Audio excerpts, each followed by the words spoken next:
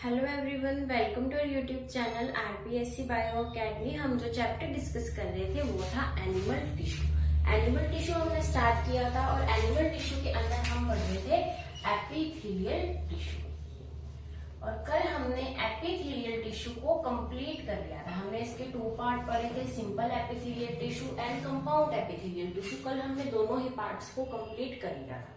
तो आज हमारा जो टॉपिक रहेगा, सबसे पहले हम पढ़ेंगे ग्लैंड्स के बारे में। थोड़ी सी इंफॉर्मेशन हम ग्लैंड्स के बारे में लेंगे। उसके बाद हम पढ़ेंगे कि कुछ एपिथेलियल जो है मॉडिफिकेशंस होती हैं, एपिथेलियल मॉडिफिकेशंस जो इनकी सरफेस के ऊपर पाई जाती हैं, हम उसके बारे में पढ़ेंगे। और उसके बाद हम स्टार्ट करेंगे हमारा सेकेंड जो टिश्यू है, जिसका नाम क्या है, कनेक्टिव टिश्यू। तो उसके बाद हम कनेक्टिव टिश्यू को स्टार्ट कर देंगे। तो आज हम सबसे पहले पढ़ते हैं ग्लैंड्स के बारे में।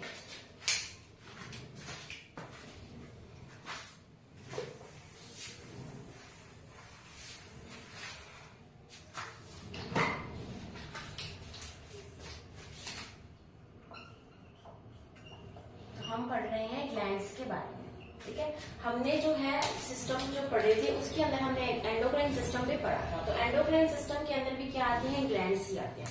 तो सबसे पहले हम थोड़ा सा ओवरव्यू देते हैं। ग्लैंड्स को हम 3 पार्ट्स के अंदर डिवाइड करते हैं।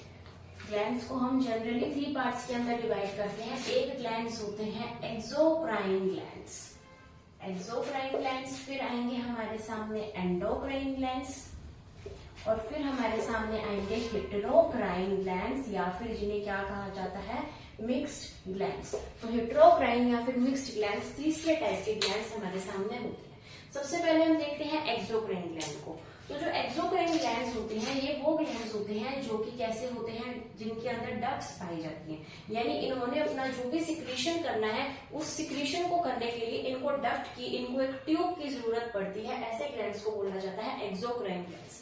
और ऐसे ग्लैंड जिनको डक्ट की जरूरत नहीं पड़ती अपने सिक्रीशन के लिए, उन्हें बोला जाता है डक्टलेस ग्लैंड्स, ठीक है। और ऐसे ग्लैंड जो कि एक्सो प्लस एंडो दोनों हैं, उन्हें क्या बोला जाता है, हेटेरोक्राइन या फिर मिक्स्ड ग्लैंड कहा जाता है, ठीक है। तो ऐसे ग्लैंड जिनको डक्ट्स की जरूरत पड़ती है, इसके एग्जांपल्स क्या होंगे, इसके एग्जांपल्स होंगे जैसे कि स्वेट ग्लैंड, जैसे कि स्वेट ग्लैंड यानी पसीना ग्लैंड। हमारे बॉडी के अंदर, हमारे स्किन के ऊपर हमें पसीना आ जाता है, वो किसकी वजह से आता है, हमारे स्किन के अंदर प्रेजेंट स्वेट ग्लैंड्स की वजह से आता है। तो वो स्वेट ग्लैंड्स जो है, वो उसके अंदर क्या प्रेजेंट है, डक्ट्स प्रेजेंट है। वो कैसी ग्लैंड है, एक्सोक्राइन ग्लैंड है।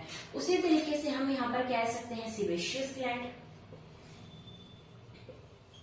सीबेशियस ग्लैंड यानी ऑयल ग्लैंड, जो हमारे स्किन के ऊपर, हम कहते हैं ना हमारी स्किन ऑयली है, तो वहां पर ऑयल का सिक्रीशन कैसे हो रहा है, उस ऑयल का सिक्रीशन इस सीबेशियस ग्लैंड की वजह से हो रहा है, जो हमारे स्किन के ऊपर ऑयल को जमा करती है। उसके बाद यहाँ पर आ जाएगी मेमरी ग्लैंड।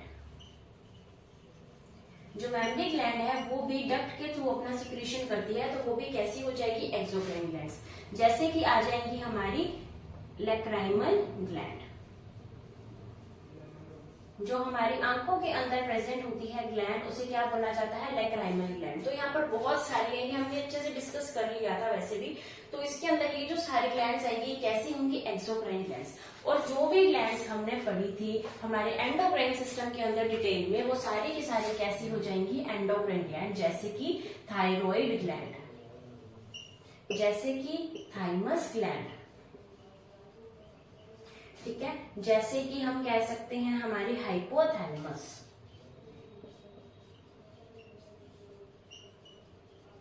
पिट्यूटरी ग्लैंड,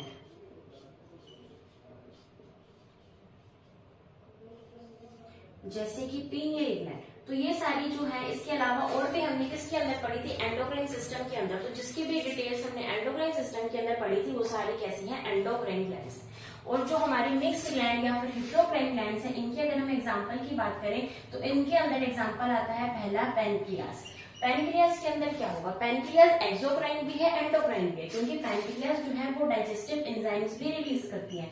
और डाइजेस्टिव एंजाइम्स रिलीज करने वाली कैसी हो जाएंगी, ये सेल्स हो जाएंगी एक्सोक्राइन ग्लैंड्स। और कुछ ग्लैंड्स जो है वो क्या करती है, जिन्हें हम क्या बोलते हैं, isles of Langerhans, isles of Langerhans, ये भी प्रेजेंट होती है पैनक्रियास के अंदर। इनके अंदर सेल्स होती हैं alpha cell, beta cell, gamma cell या फिर delta cell. Alpha cell, beta cell, gamma या फिर डेल्टा सेल ये अपनी सिक्रीशंस करती हैं हैं, जैसे कि डेल्टा सोमेटोस्टेनिन रिलीज करेगा, ये इंसुलिन रिलीज करेगा, ये ग्लूकागॉन रिलीज करेगा। तो यहाँ पर ये कौन सा फंक्शन करेगी, एंडोक्राइन वाला। ये सब कुछ हम पढ़ के आ चुके हैं। उसके बाद हमारे सामने आते हैं गोनैड्स। गोनैड्स यानी कि male and female reproductive system के अंदर जो टेस्टिस एंड ओवरीज होती हैं, तो वो दोनों एक्सोक्राइन फंक्शन भी करते हैं और एंडोक्राइन फंक्शन भी करते हैं। तो हमने ग्लैंड्स को एक बार क्लासिफाई कर लिया है एक्सोक्राइन, एंडोक्राइन एंड हेटेरोक्राइन में। ऐसे ग्लैंड जो डक्ट के द्वारा अपना सिक्रीशन करते हैं और वो हार्मोन के अलावा बाकी सिक्रीशंस करते हैं, जैसे एंजाइम्स का सिक्रीशन कर सकते हैं, केमिकल्स का सिक्रीशन कर सकते हैं, उन्हें क्या बोला जाता है, एक्सोक्राइन ग्लैंड्स। जैसे कि sweat gland, sebaceous gland, mammary gland, lacrimal gland, यहाँ पर और भी ग्लैंड्स है। और ऐसे ग्लैंड्स जो डक्ट्स बिना डक्ट के अपना सिक्रीशन देती हैं और इनका जो सिक्रीशन होता है उन्हें क्या कहा जाता है, हार्मोन्स कहा जाता है। क्या कहते हैं उनको, हार्मोन्स कहते हैं। थायराइड ग्लैंड है, थाइमस ग्लैंड है, हाइपोथैलेमस है, पिट्यूटरी है, पीनियल है। तो ये सारी ग्लैंड्स जो क्या रिलीज करती हैं, हार्मोन्स रिलीज करती हैं। कैसी होती हैं, डक्टलेस होती हैं। फिर आएगा हेटेरोक्राइन जो कि एक्सो और एंडो दोनों की तरह काम करते हैं। इसकी सिर्फ दो ही एग्जाम्पल हमारे सामने आते हैं, एक है पेंटिलियास और एक है गोनैड्स।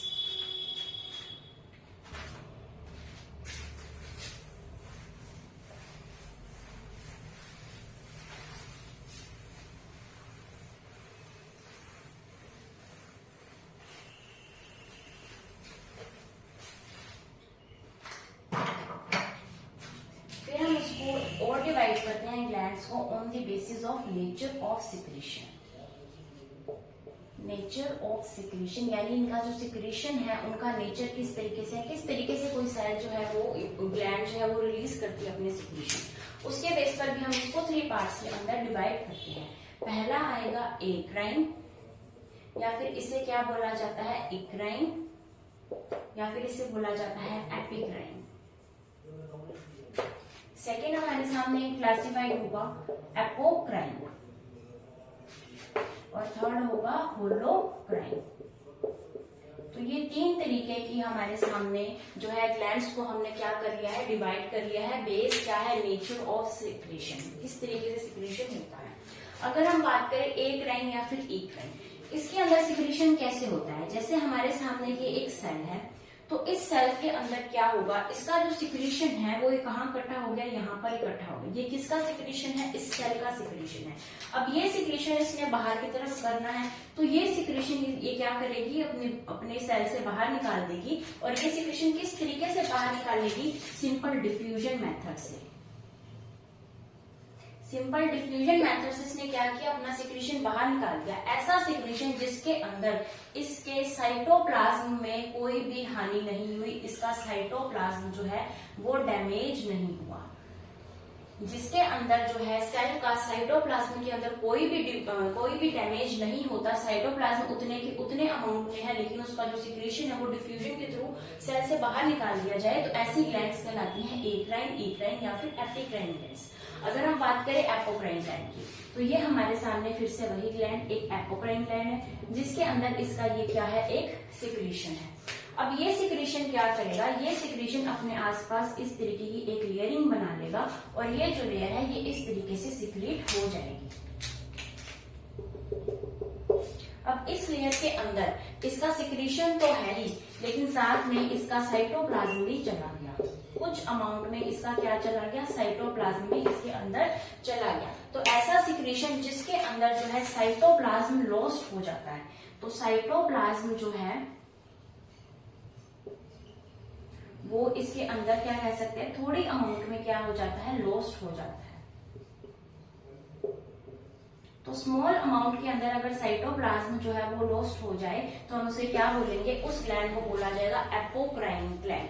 तो अगर हम बात करते हैं अब होलोक्राइन ग्लैंड की, तो हमारे सामने ये वही एक ग्लैंड है होलोक्राइन ग्लैंड। इस ग्लैंड ने अपना सिक्रीशन क्या किया, इस ग्लैंड ने अपना सिक्रीशन यहाँ पर कंप्लीटली इकट्ठा कर लिया है और यहाँ पर इसका क्या है, साइटोप्लाज्म भी हमारे सामने है। तो ये जो ब्लैक वाला है ये क्या है, इस सेल का साइटोप्लाज्म है और ये जो हमने रेड बनाया है ये इसका सिक्रीशन है।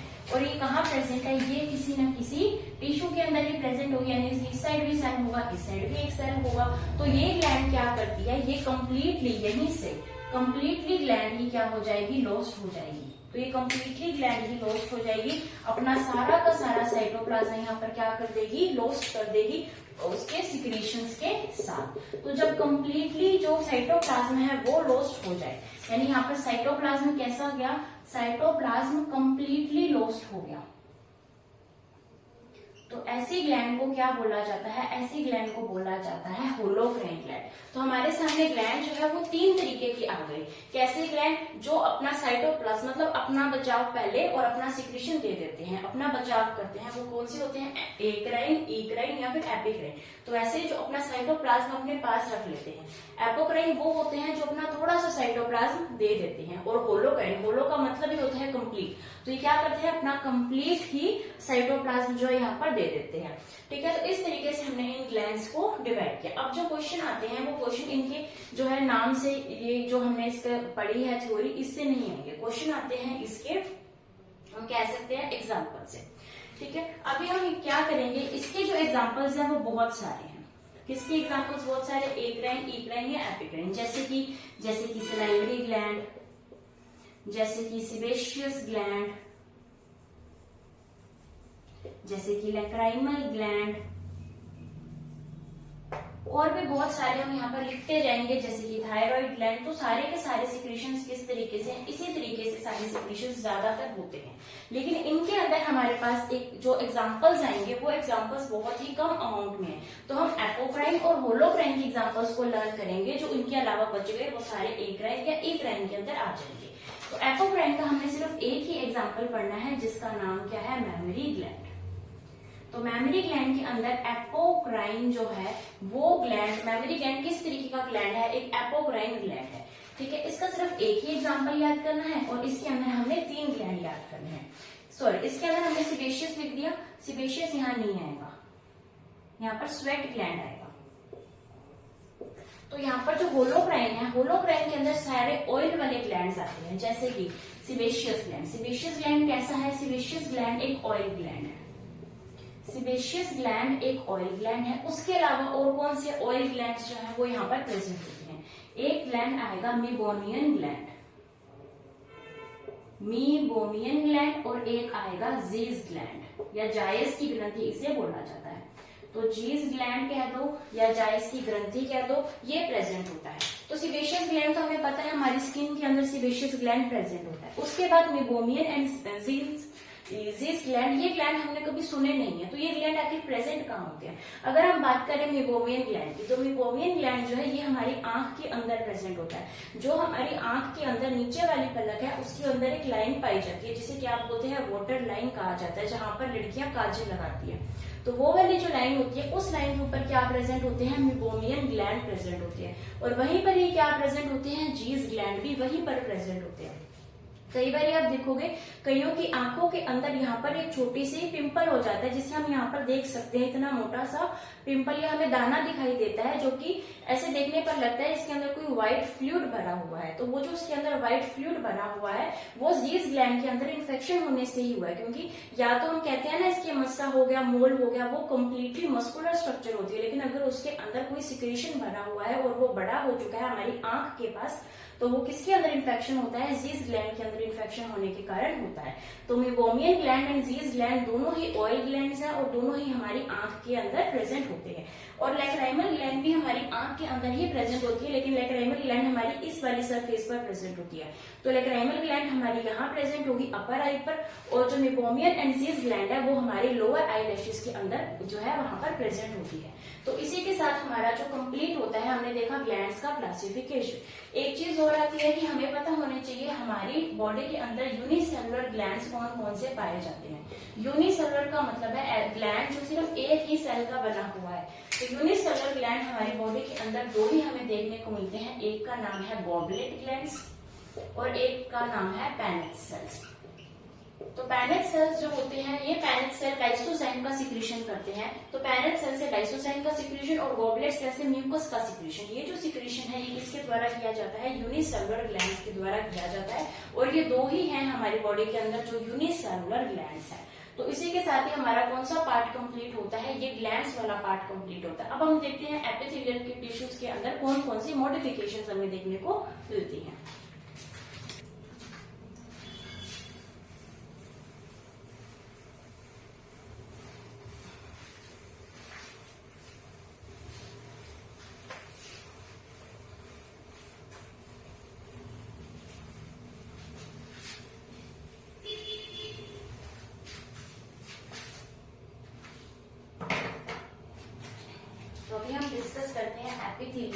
कि मॉडिफिकेशंस। मॉडिफिकेशंस का मतलब है कि अगर हमारे पास यहाँ पर एक एपिथेलियल सेल है, यहाँ पर एक सेकेंड एपिथेलियल सेल है, तो ये दोनों सेल्स के अंदर कौन कौन सी मॉडिफिकेशंस पाई जाएंगी, हम उनके बारे में बात करेंगे। तो इसके बारे में हमारी एनसीईआरटी में दे रखा है, तो हम इस चीज को जरूर डिस्कस करेंगे। तो इसके अंदर हमारी एनसीईआरटी के अंदर मेनली 3 जो है मॉडिफिकेशंस दे रखी है, लेकिन हम जो है ज्यादा पढ़ेंगे थोड़ा सा, क्योंकि सरफेस लेवल से ही हमने पढ़ना है, ज्यादा डीप नहीं है। सबसे पहला यहाँ पर आता है टाइट जंक्शंस।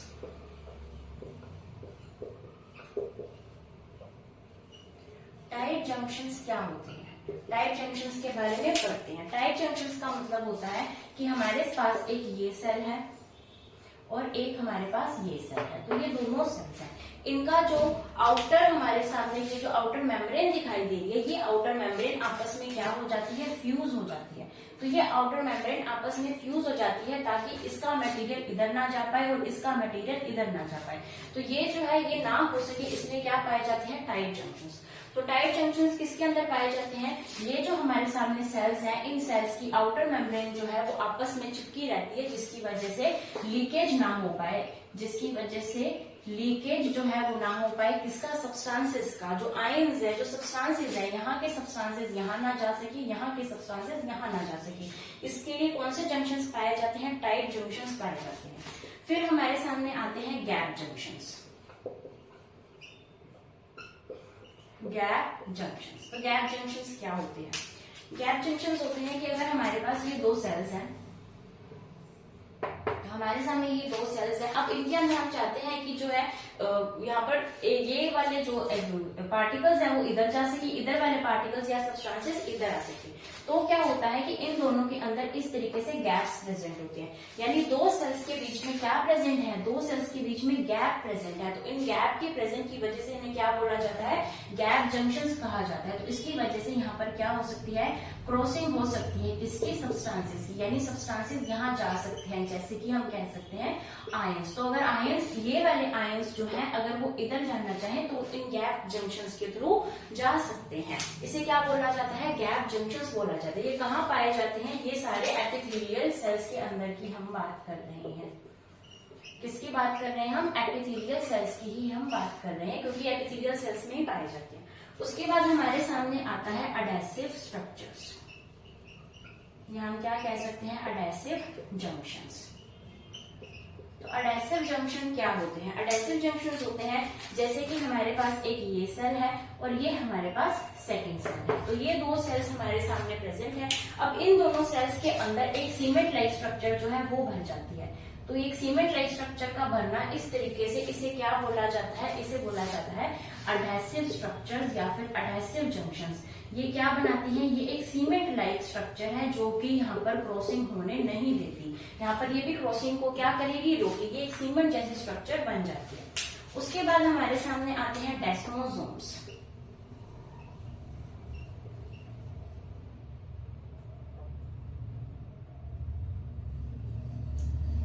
डेस्मोसोम्स। तो डेस्मोसोम्स क्या होते हैं? डेस्मोसोम्स होते हैं कि अगर 2 हमारे पास सेल्स हैं, जैसे हमारे पास ये 2 सेल्स हैं, तो इन दोनों सेल्स के बीच में अगर हमारे सामने एक बटन जैसी स्ट्रक्चर बन जाए, तो इस स्ट्रक्चर को क्या बोला जाता है? इसे बोलेंगे हम डेस्मोसोम्स। तो डेस्मोसोम्स क्या है? 2 सेल्स के बीच में बटन जैसी स्ट्रक्चर्स को क्या बोला जाता है? डेस्मोसोम्स। और डेस्मोसोम्स का एक स्पेशलाइज्ड कैरेक्टर है कि डेस्मोसोम्स पाए कहाँ जाते हैं? तो डेस्मोसोम्स पाए जाएंगे स्ट्रेटिफाइड टिश्यू के अंदर। हमने कंपाउंड टिश्यू के अंदर 2 टिश्यू पढ़े थे, स्ट्रेटिफाइड एंड ट्रांजिशनल टिश्यू।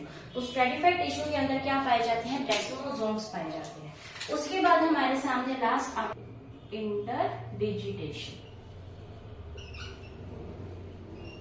इंटरडिजिटेशन का मतलब क्या होता है? इंटरडिजिटेशन का मतलब है कि जैसे हमारे पास एक ये सेल है और हमारे पास एक ये सेल है, तो इन सेल्स के अंदर ये साइटोप्लाज्म जो इस तरीके से है, यानी इनके अंदर इस तरीके से इंटरडिजिटेट, जैसे इंटरलॉक हो जाता है, जैसे ये इंटरलॉक हो गया, तो इस तरीके से इंटरलॉक तरीके से क्या प्रेजेंट होती है?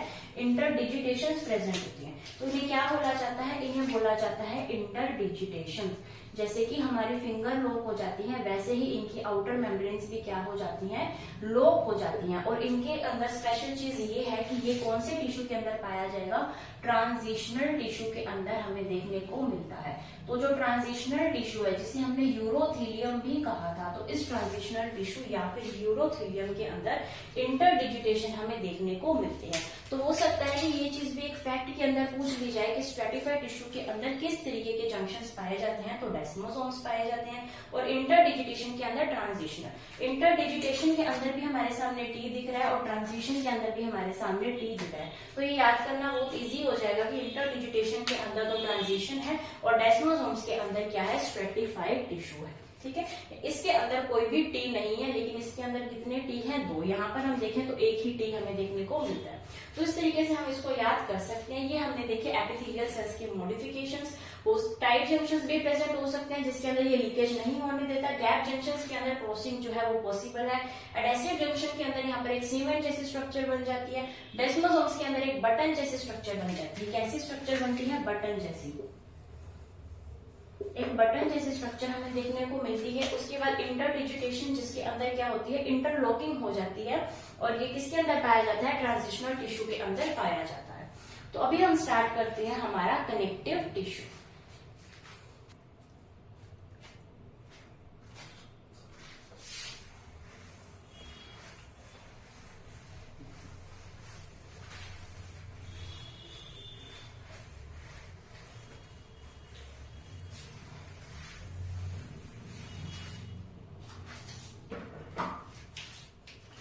हम स्टार्ट कर रहे हैं कनेक्टिव टिश्यू।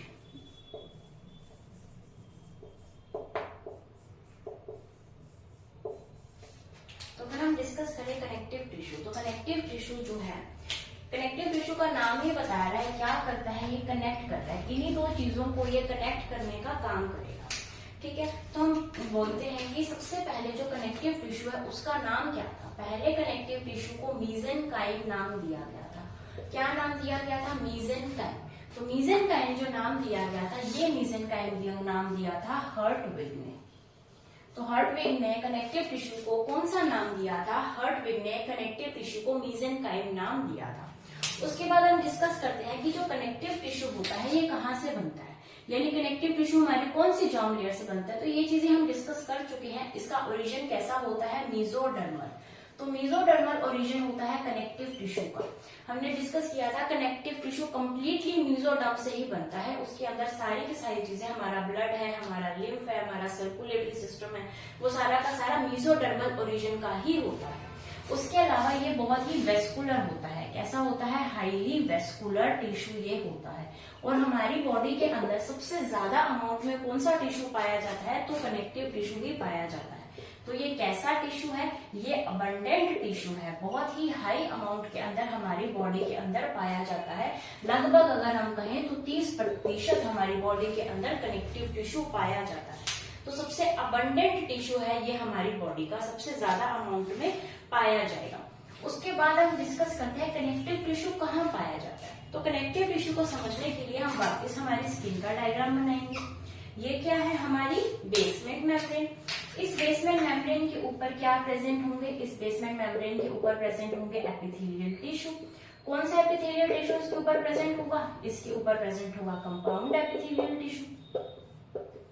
और ये जो एपिथेलियल टिश्यू है यहाँ पर ये कैसा हो जाएगा, ये एपिथेलियल टिश्यू हो जाएगा कैरेटिनाइज्ड। तो कैरेटिनाइज्ड एपिथेलियल टिश्यू से क्या बनती है, एपिडर्मिस बनती है। कौन से एपिथेलियल टिश्यू से बनती है, कैरेटिनाइज्ड एपिथेलियल टिश्यू से बनती है।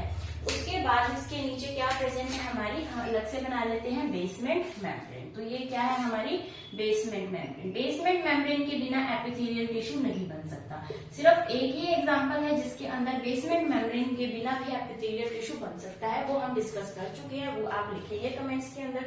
तो हमारे सामने क्या आ गया, हमारे सामने कैरेटिनाइज्ड एपिथेलियल टिश्यू है। एपिथेलियल टिश्यू जो है वो किसी ना किसी टिश्यू के ऊपर प्रेजेंट ही होता है। एपी का मतलब ही होता है ऊपर, थीलियल का मतलब होता है लेयर। तो किसी लेयर के ऊपर प्रेजेंट होता है एपिथेलियल टिश्यू। तो वो लेयर कौन सी है, वो लेयर है कनेक्टिव टिश्यू की। तो यहाँ पर क्या प्रेजेंट होंगे, यहाँ पर प्रेजेंट होंगे कनेक्टिव टिश्यू। और कनेक्टिव टिश्यू सबसे पहले क्या बनाएंगे, यहाँ पर डर्मिस की फॉर्मेशन करेंगे। तो यहाँ पर क्या बनता है, डर्मिस की फॉर्मेशन होती है। उसके नीचे दूसरे तरीके के कनेक्टिव टिश्यू हमें देखने को मिलते हैं, और ये कनेक्टिव टिश्यू क्या बनाते हैं, ये कनेक्टिव टिश्यू बनाएंगे सबक्यूटेनियस लेयर। सबक्यूटेनियस लेयर की फॉर्मेशन करेंगे ये वाले कनेक्टिव टिश्यू, और इसके नीचे क्या प्रेजेंट होंगी, इसके नीचे प्रेजेंट होंगी हमारी मसल्स। तो यहाँ पर क्या प्रेजेंट है, यहाँ पर प्रेजेंट है हमारी मसल्स। तो यानी हमारी बॉडी के अंदर जो कनेक्टिव टिश्यू का पार्ट है वो कौन बना रहा है, हमारी स्किन के अंदर अगर हम बात करें तो डर्मिस से ये जो सबक्यूटेनियस लेयर है ये कौन सा पार्ट बना रही है, कनेक्टिव टिश्यू का पार्ट बना रही है। अब अगर हम बात करेंगे कनेक्टिव टिश्यू के अंदर क्या प्रेजेंट होते हैं, कनेक्टिव टिश्यू के अंदर यहाँ पर हमें सेल्स देखने को मिलेंगे, इसकी मैट्रिक्स देखने को मिलेगी, और हमें यहाँ पर देखने को मिलेंगे फाइबर्स। यानी अगर हम इस डर्मिस की और सबक्यूटेनियस लेयर की बात करें तो यहाँ पर इसका जो ग्राउंड टिश्यू है वो क्या है, इसकी मैट्रिक्स है। ये सब क्या चीज है, इसकी मैट्रिक्स है। इस मैट्रिक्स के अंदर हमने ये जो बना रखे हैं, ये क्या बना रखे हैं, हमने बना रखे हैं ये फाइबर्स। तो ये सब क्या है, ये सब है इसके अंदर प्रेजेंट फाइबर्स। तो ये सब फाइबर्स प्रेजेंट है। तो इसके अंदर हमने मैट्रिक्स बना ली कि सारी की सारी मैट्रिक्स है, उसके अंदर क्या प्रेजेंट है, फाइबर्स प्रेजेंट है, और उसके अंदर क्या प्रेजेंट होंगे, हमारे सामने कुछ सेल्स भी प्रेजेंट होंगे। तो इन तीनों से मिलकर क्या बनता है, इन तीनों से मिलकर बनता है कनेक्टिव टिश्यू। तो कनेक्टिव टिश्यू में सेल्स होते हैं, कनेक्टिव टिश्यू में मैट्रिक्स होती है, कनेक्टिव टिश्यू में फाइबर्स होते हैं। तो अगर हम बात करें फाइबर्स की, तो फाइबर्स का बहुत बड़ा रोल है इस कनेक्टिव टिश्यू के अंदर। क्यों रोल है, क्योंकि जो फाइबर्स होते हैं ये फाइबर्स कैसे होते हैं, ये कोलेजन फाइबर्स इसके अंदर हो सकते हैं, इसके अंदर इलास्टिन फाइबर्स हो सकते हैं, और इसके अंदर रेटिक्यूलिन फाइबर्स हो सकते हैं, जिसे क्या बोला जाता है, रेटिक्यूलेट फाइबर्स। तो जो फाइबर्स होते हैं वो किससे बने होते हैं, फाइबर्स बनते हैं प्रोटीन से। तो प्रोटीन जो है हमारी बॉडी में फाइबर्स बनाता है। तो फाइबर्स हमारी स्किन के अंदर कितने तरीके की है, हमारी बॉडी में 3 तरीके के फाइबर्स जो है वो प्रेजेंट होते हैं, collagen fibres, elastin fibres and reticulate fibres, जो कि हम कल की क्लास में अच्छे से एक को पढ़ने वाले हैं। अब हम बात कर रहे हैं कि इन सबका काम क्या है। कोलेजन फाइबर्स का काम है कि हमें दृढ़ता प्रदान करेगा, ठीक है। रेटिकुलेट भी हमें दृढ़ता प्रदान करेगा, लेकिन जो इलास्टिन फाइबर है ये हमारे स्किन को इलास्टिसिटी प्रोवाइड करता है, यानी हम हमारे स्किन को पिंच कर सकते हैं। क्यों कर सकते हैं, क्योंकि इसके अंदर क्या प्रेजेंट है, इलास्टिन फाइबर प्रेजेंट है, ठीक है। अब जो थोड़े से बुजुर्ग हो जाते हैं लोग, जिनकी एज ज्यादा हो जाती है, तो उनकी जो स्किन है वो हम बहुत ज्यादा खींच सकते हैं, उनकी स्किन कंप्लीटली ऐसे अलग हो जाती है और हम उसको ऊपर की तरफ खींच लेते हैं। ऐसा क्यों होता है, क्योंकि जब जैसे जैसे एज बढ़ती है तो हमारी जो स्किन है उसके अंदर कोलेजन फाइबर की कमी हो जाती है। हमारी स्किन के अंदर सबसे ज्यादा फाइबर, या हमारी कंप्लीट बॉडी के अंदर सबसे ज्यादा फाइबर कौन सा पाया जाता है, कोलेजन फाइबर पाया जाता है। यानी इस एज के अंदर हमारे अंदर कौन सा फाइबर सबसे ज्यादा प्रेजेंट है, कोलेजन फाइबर सबसे ज्यादा प्रेजेंट है। इसलिए हमारी जो स्किन है वो स्मूथ है और हम उसको ज्यादा इलास्टिसिटी नहीं दे सकते। लेकिन जैसे ही एज बढ़ती है कोलेजन फाइबर्स की अमाउंट जो है वो कम हो जाती है, जिसके वजह से हमारी स्किन कैसी हो जाती है, रिंकल्ड हो जाती है। हम कहते हैं ना झुर्रियां पड़ने लगी, तो वो रिंकल्स क्यों आते हैं, इस कोलेजन फाइबर की कमी की वजह से आती है। इसलिए आपने आजकल देखा होगा कि कुछ लेडीज क्या करती हैं कि जो कोलेजन की बनी हुई शीट है उसको अपने स्किन के अंदर सीधा ही एब्सॉर्ब कर लेती हैं, जिसकी वजह से वो ये चाहती हैं कि उनका फेस जो है वो रिंकल्ड ना दिखे। और इसके लिए बहुत सारे इंजेक्शंस और सर्जरीज का भी यूज किया जाता है, जिसकी वजह से आर्टिफिशियल कोलेजन हमारी बॉडी के अंदर डाला जाता है, जिसकी वजह से हमारी स्किन कैसी दिखे, यंग दिखे। क्योंकि जैसे जैसे हम जो है हमारी एज बढ़ेगी, रिंकल्स बढ़ती है, तो इसलिए हमारे शरीर के अंदर कोलेजन फाइबर बहुत जरूरी है, जो कि हमारी स्किन को बिल्कुल फ्रेश बनाए रखता है और हमारी स्किन को टाइट बनाए रखता है।